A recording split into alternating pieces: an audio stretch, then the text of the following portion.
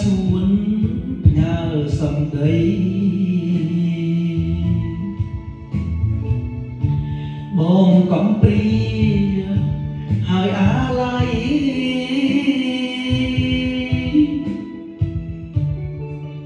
មួយរាត្រីនៅតែអូន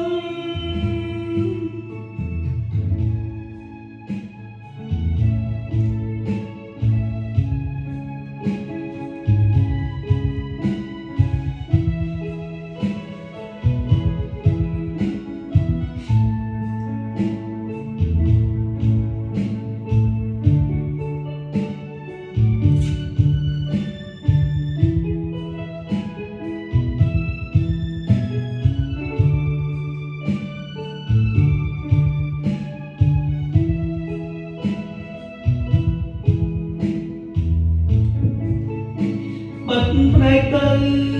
បើអូនអើយយប់ទៅហើយបងស្រមៃពេលកន្លងបងនឹកស្រី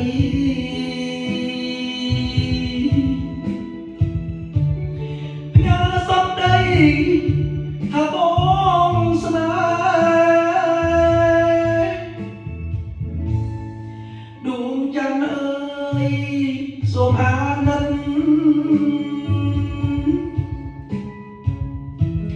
ប្រាប់រឿងពិតតាមសំដី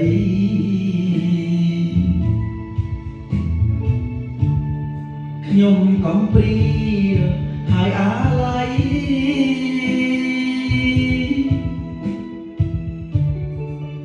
មួយរាត្រីនៅតែអូន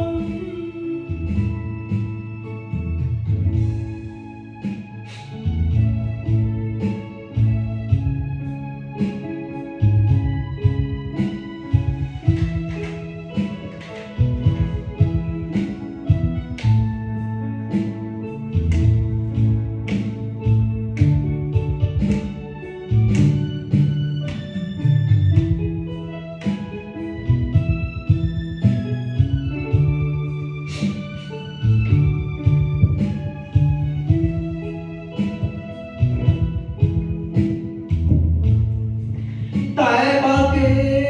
មិនអាណិត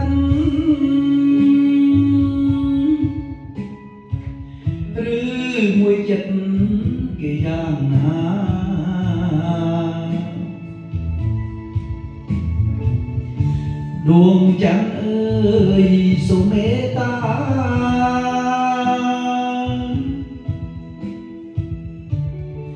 នាំវាចា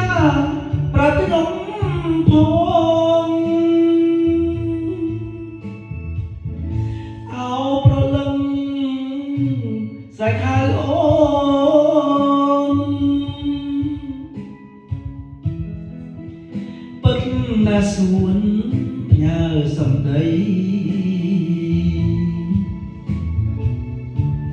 បងកំព្រា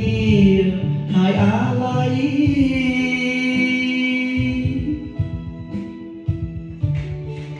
មួយរាត្រីនៅតែអូនមួយរាត្រីនៅតែអូន